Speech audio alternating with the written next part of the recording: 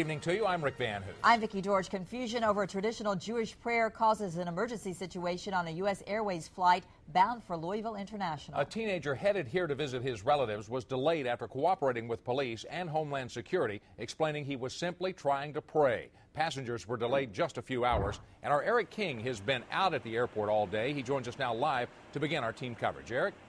Well, guys, lesson learned this morning. There's a fine line between being a threat to national security and being in the center of a big mistake. The 17-year-old boy that you spoke about found himself this morning on both sides of that unenviable line. Quietly and without comment, the 17-year-old, who spent hours at the center of a national security concern, arrives at Louisville International Airport. I wasn't scared. I just shook my head and thought, oh, well, we are in a world where people are very concerned. Frances Winchell is the boy's grandmother. You know, the young kids, they were pretty shook up, but they've had a morning flight. My grandson didn't have a chance to pray. They're religious kids. They say their morning prayers, and they use this Tefillin.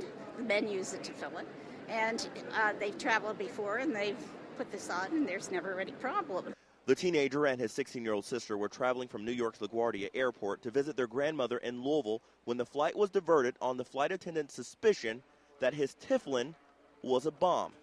We're not releasing the name of the young man because he's a minor.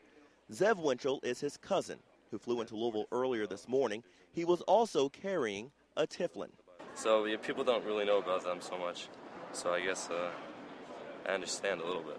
Winchell says he's traveled by air many times, even using his Tefillin in flight. I put it on once, but nothing happened.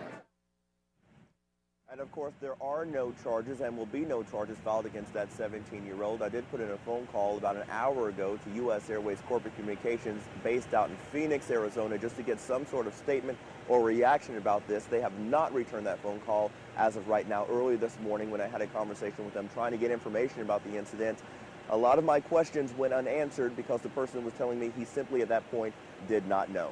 Live at Louisville International Airport, I'm Eric King, WLKY News. Thank you, Eric.